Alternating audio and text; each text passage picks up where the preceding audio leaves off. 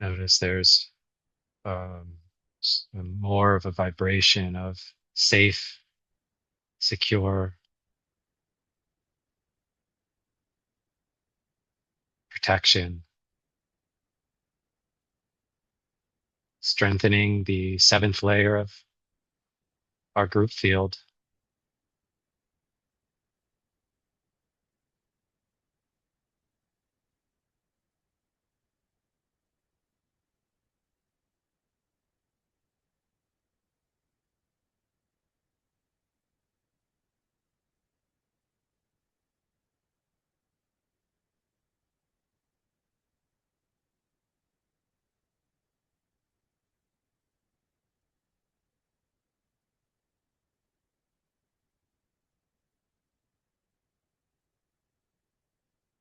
Weaving in golden light to strengthen that outer layer.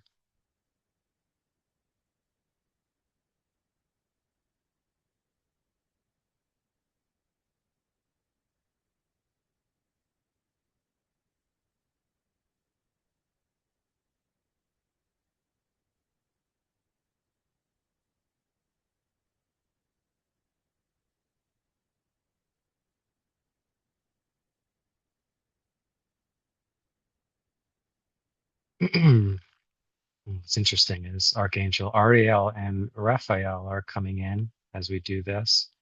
They're offering their support and helping to build up our resilience.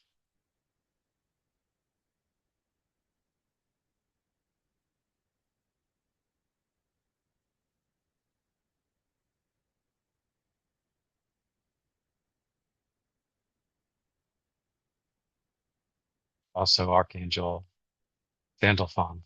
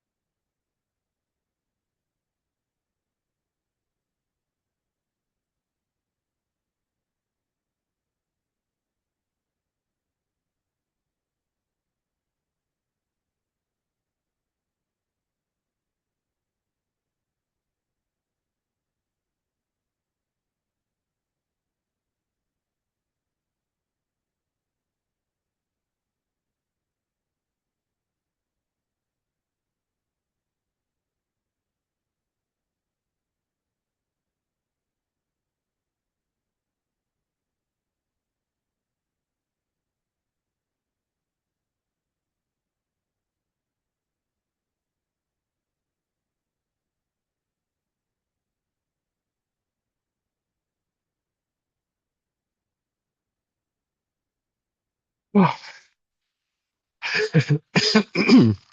lot of stuff going on behind the scenes here. Some blueprint upgrading happening. Oof.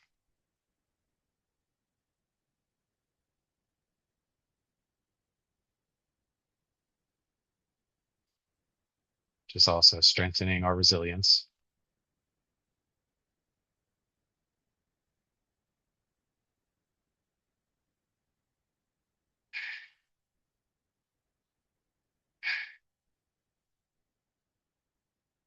For some of you, allow yourselves to open up now a little bit further towards the outer edges of your field, all the way down your arms and legs, fingers and toes, further behind you and above you and below you.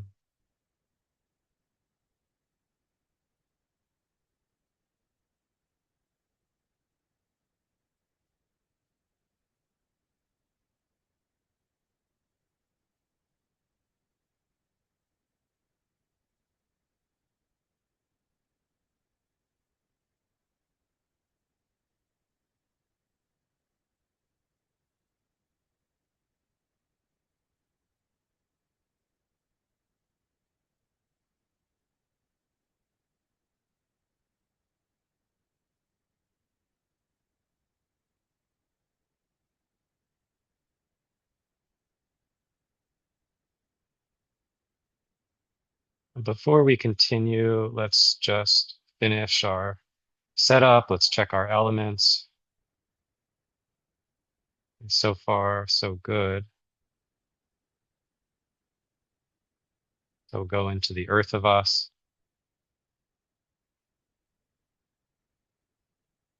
right? Because you really want when you ground, center, balance, and align. You want to do that with your atlas, your axis, and the earth of you. And that brings you into a more prime alignment with more resilience, more balance.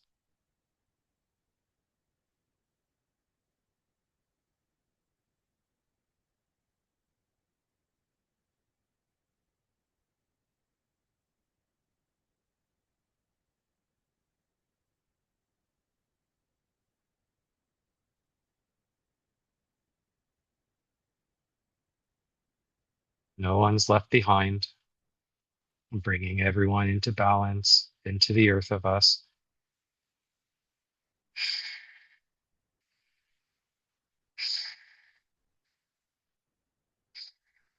Hmm.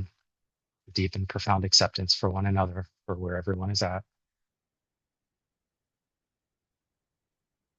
All right, going into water,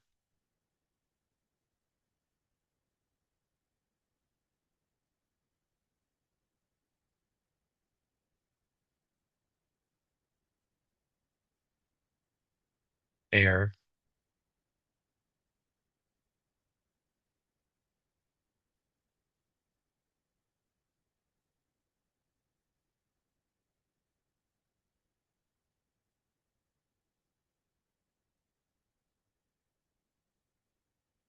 oof,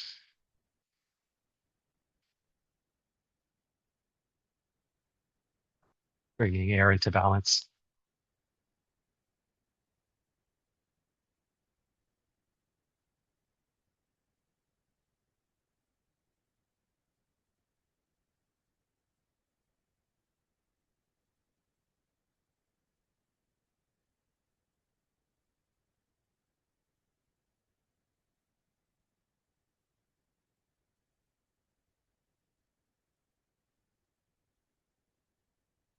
Oof, that's kind of intense.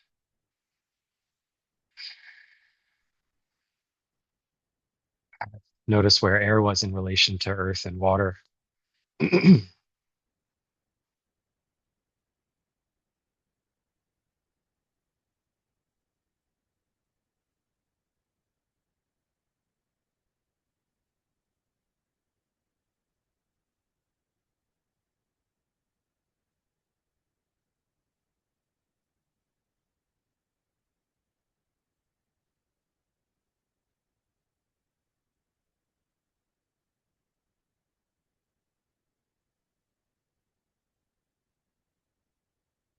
And now fire.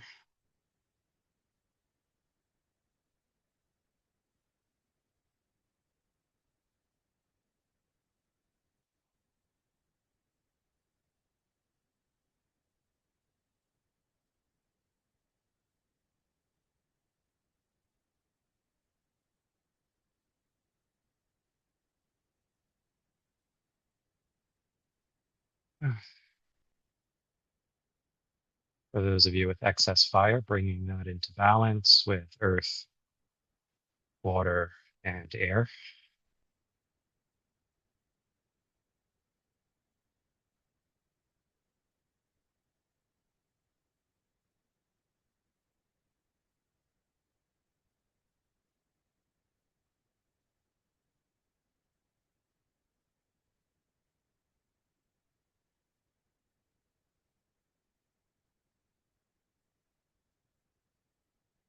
until we feel that smooth harmonization with all the elements.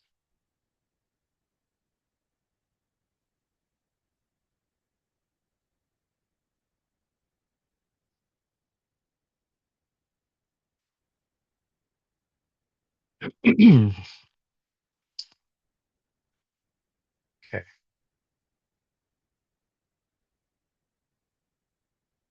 rotating metals, minerals, and ores.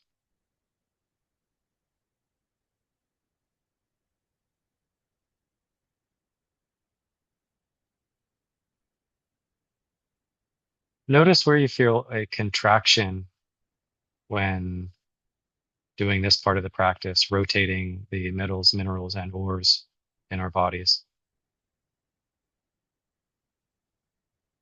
Just take a mental note.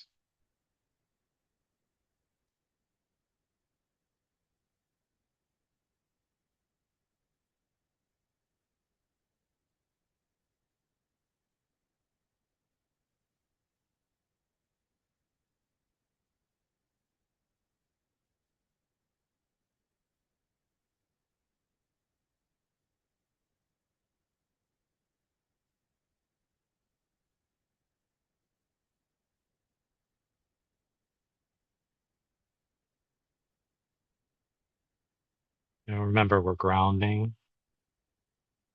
So for those of you that have pulled your fields up, bring yourself down, ground all the way down through all of your energy centers.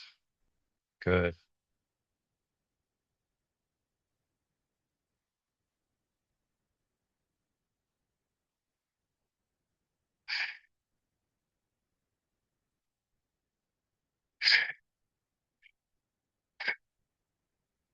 You feel like you have any rigidity in there, just, you can do a little twisting and turning, roll your shoulders or shake your arms out. Just let go of any of that rigidity. There's quite a number of us that are holding on to that. So let's free ourselves up.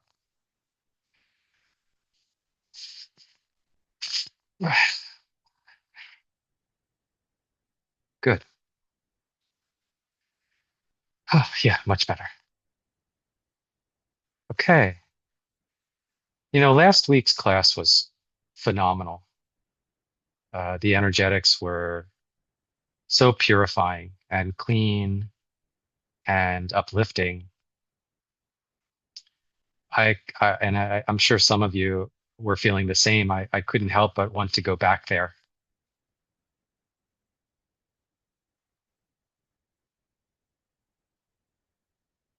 I think we have a chance to go back there today to actually complete our experience there to this initial degree, and we'll have further experiences. This is a place that it's sort of like a foundational um, positioning energetically. It's a foundational place to align and attune to because it supports every single other practice that we can do. Now, when we went there last week, we attuned to Padmasambhava in his eighth emanation. Today, we're going to attune to Yeshe Tsogyal.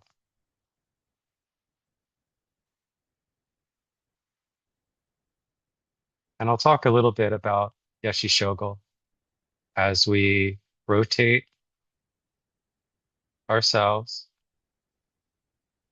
to the tiger's nest. Sorry, that's an entirely different energetic. So we're rotating to the tiger's nest.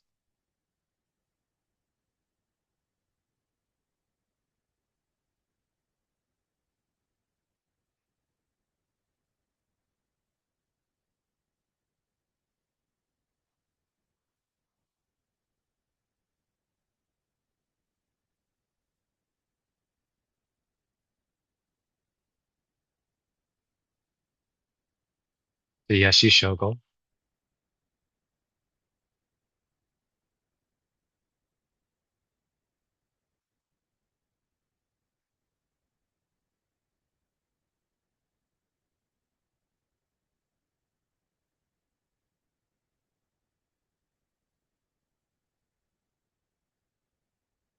So for those of you who don't know who Yeshe Tsogyal was, she was Padmasambhava's closest disciple and consort.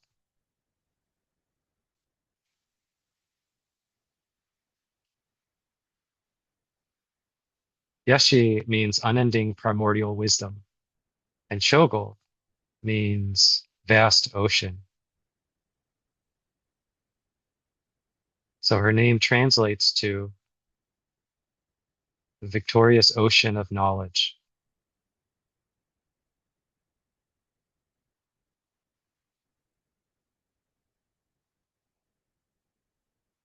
She's considered to be the divine feminine aspect of the Buddha.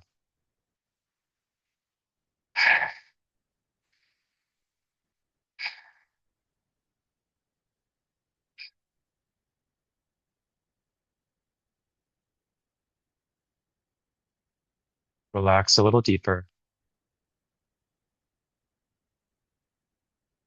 This may feel very different than last week.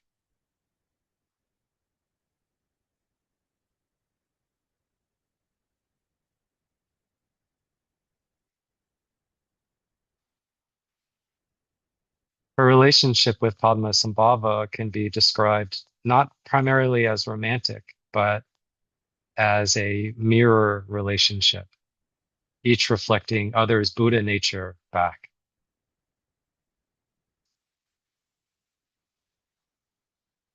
So kind of an analogy of if Padma was the sun, Yeshe would be the rays, perfectly complementary to one another.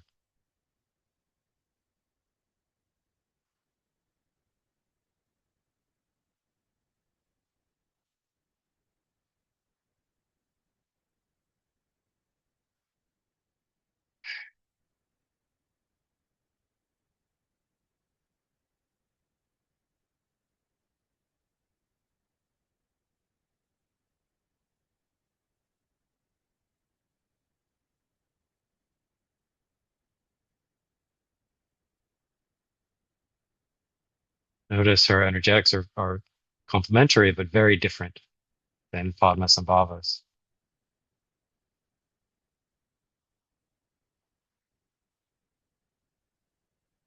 It's almost as if you combine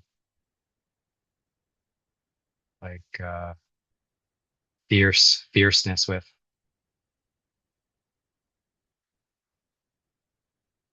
delicate, fierce and delicate.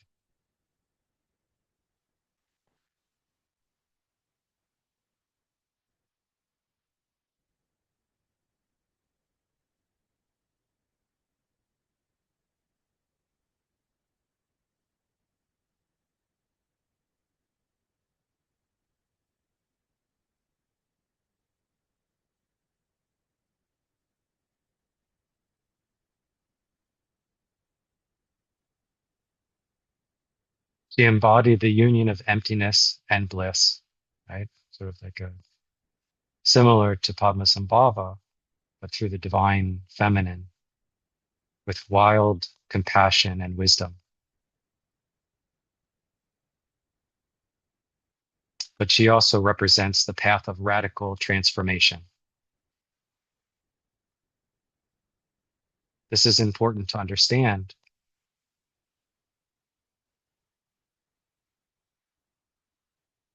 Her mindset was nothing wasted, nothing rejected.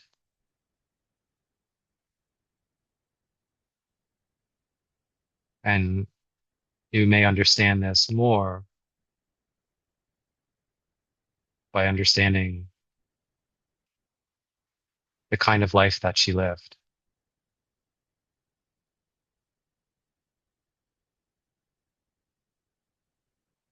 And I'll mention a few things.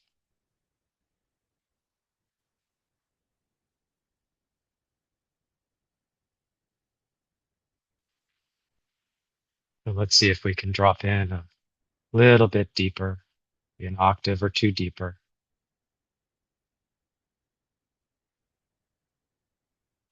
I know some of you are trying to make sense of this energetic, and it's very, very different. There's a great deal of subtlety to it.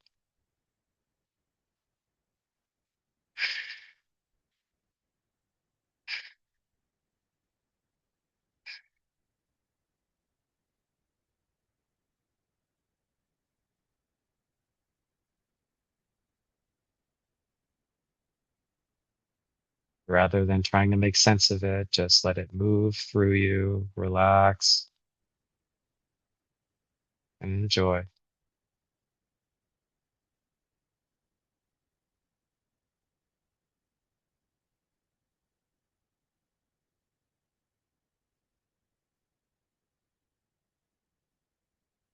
It's actually better understood through your inner child. You may sit there.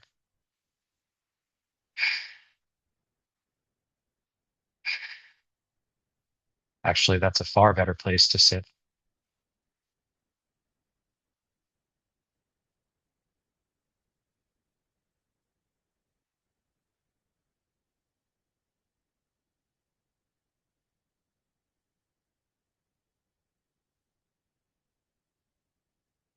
But she had a hard life, actually.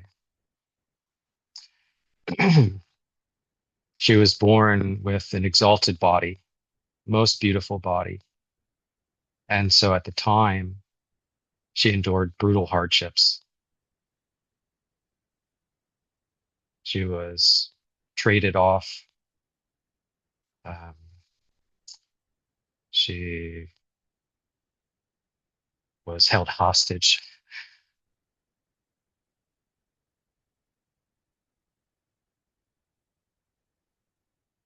She was robbed and attacked,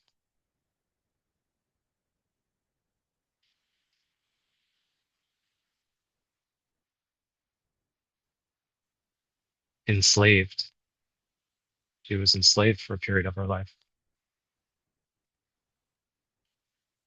But throughout her entire life, she transformed every obstacle into a force of being, right? She didn't succumb to being victim to any of it. She transmuted every experience into a force.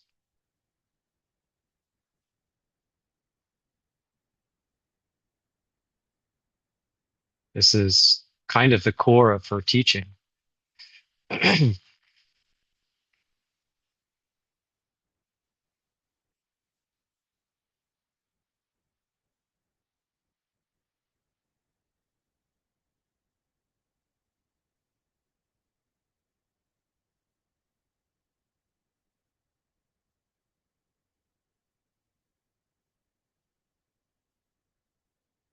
Right? That's the core of her teaching. Where um, many other traditions sought to transcend the physical, right? A lot of um, spiritual practices that teach to transcend the body. Yeshe Tsogyal, on the other hand, taught to use sensation, breath, energy, and presence as the direct means of realization. And she said something to the effect of do not abandon the body seeking the mind. The mind rides the body like wind rides space. Right? Take that in. Right? That really directly identifies the frequencies that we're tuning to today. The mind rides the body like wind rides space. They are not two different things.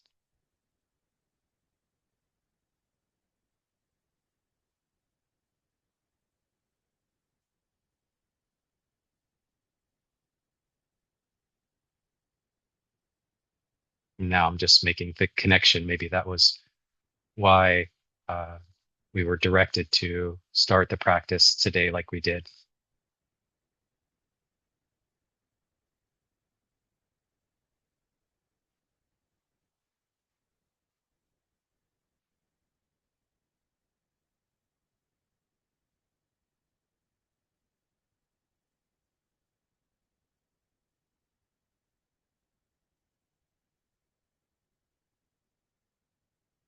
Dropping in a little deeper now.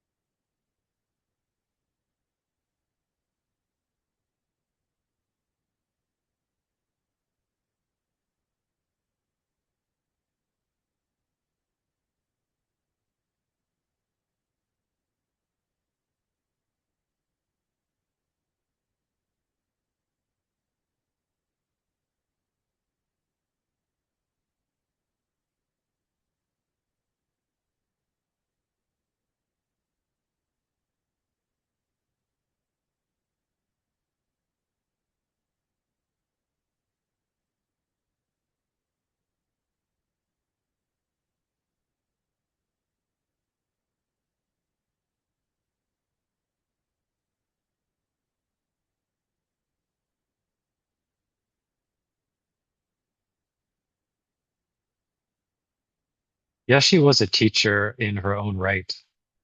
She wasn't just Padmasambhava's disciple,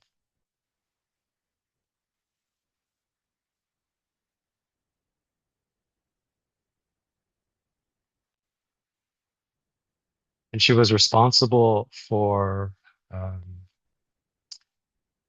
concealing Padmasambhava's teachings, both of their teachings, as hidden treasures. This is actually quite an extraordinary gift. These treasures are called termas, right? So it's like the embodiment of their spiritual teachings, um, held in a way that sort of transcends time and space, right? Embedded in reality in a way that carried through time and space beyond any other method.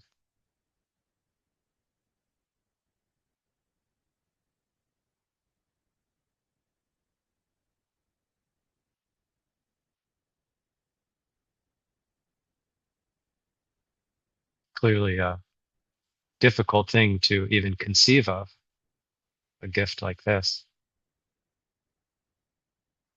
But the tiger's nest holds that quality of spiritual depth. There's that terma, um, that energy is embedded into this place, the tiger's nest. And that's why we're able to do these practices.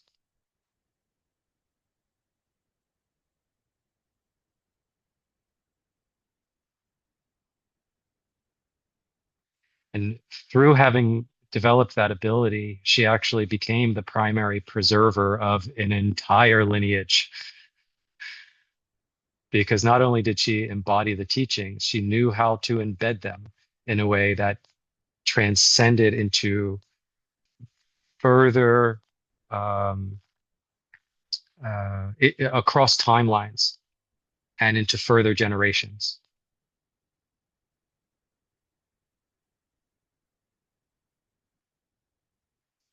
And not only that, but she also composed and transmitted the teachings through song, energetically through song.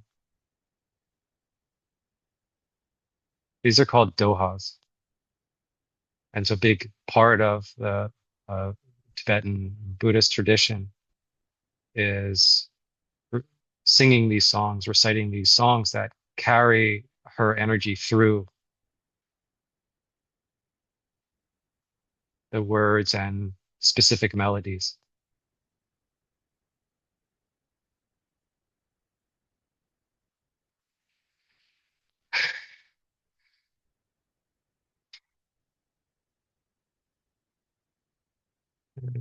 We'll ask and allow by spiritual law in our oversouls to relax, drop in a little deeper.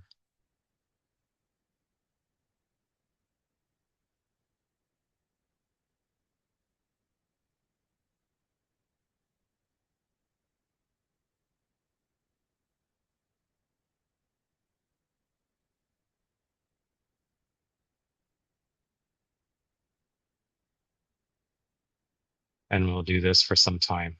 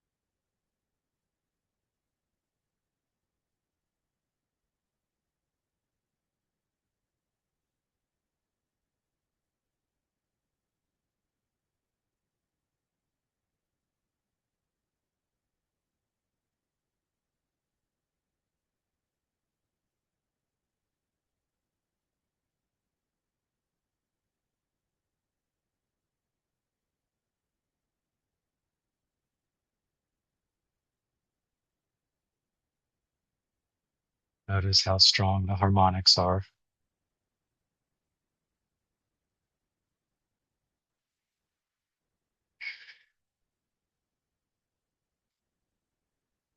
Allow yourself to relax into it.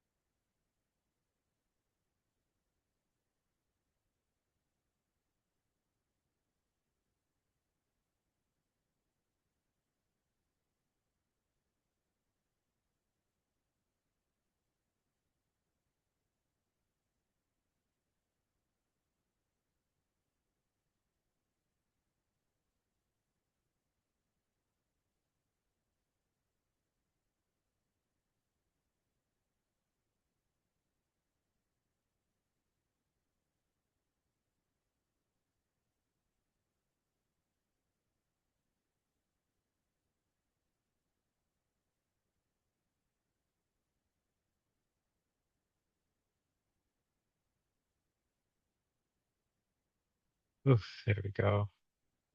Great.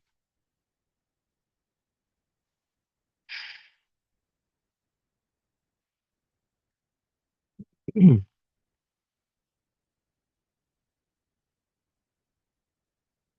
little bit of a higher attunement set in.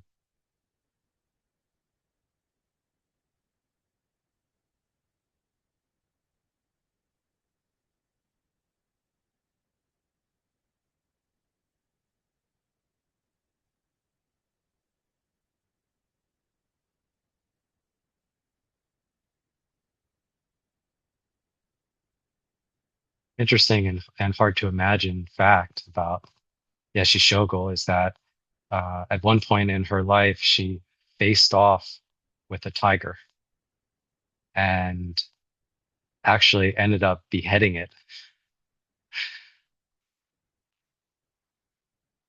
She was fierce like this. And that was a really deep spiritual experience for her. And she really embodied the energy of the tiger. It's like it was sort of an experience where she became one with the tiger and she understood the essence of it, right? Down to the grain of truth.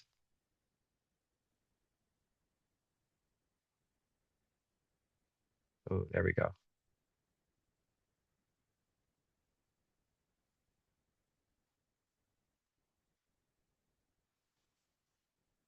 And so when Padmasambhava desired to travel to this sacred site, Yeshe Tsogyal, who could, she learned how to shapeshift.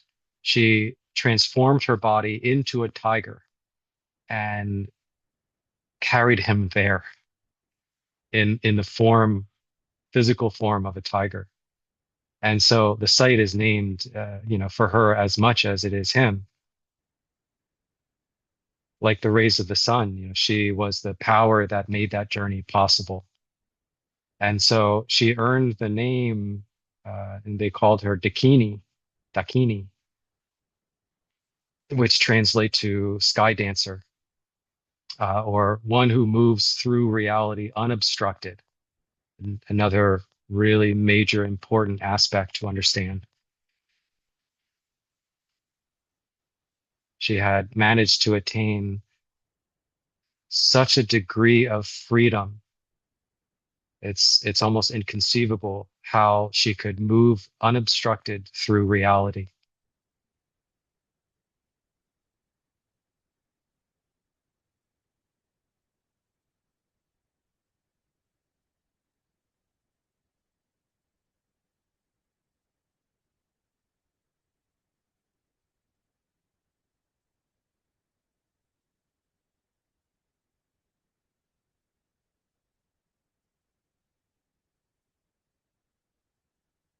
And at that level of awareness, so far beyond identifying with the body, she lived over 200 years. I think it was about 211 years. And when she left the planet, uh, her body dissolved into rainbow light, and all that was left, some ancient texts say, all that was left is was her hair and nails, but her body just dissolved into rainbow light,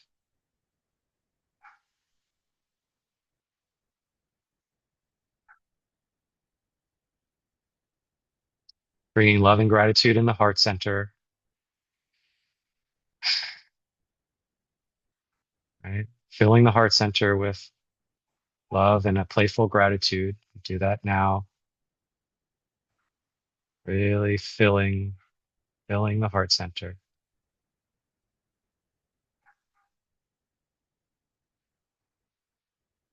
And when the heart center feels full, send that love and gratitude back to Yeshe Tsogyal, Padmasambhava, and the tiger's nest. And we'll start coming back in, back down,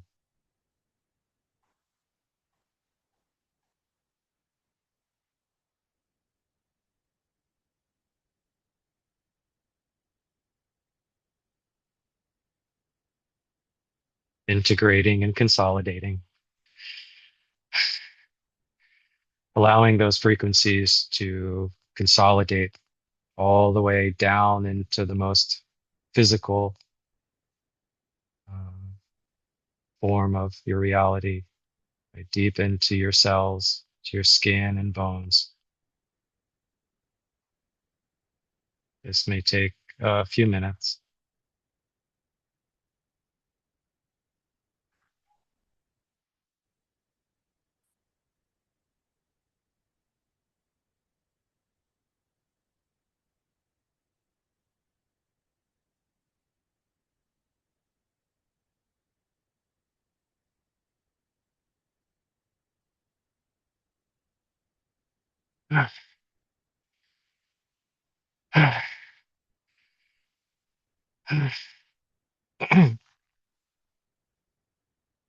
All the way back in.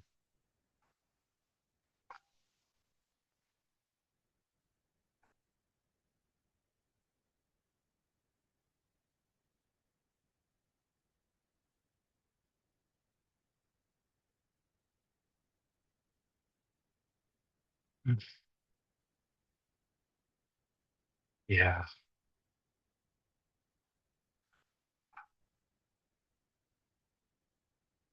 And take your time when everyone is ready. You can open your eyes, stretch out a little bit.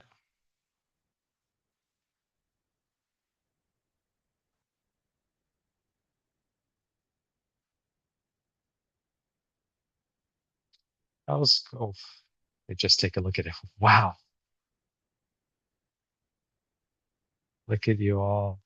All of your eyes are glowing more than they were when you showed up. Amazing.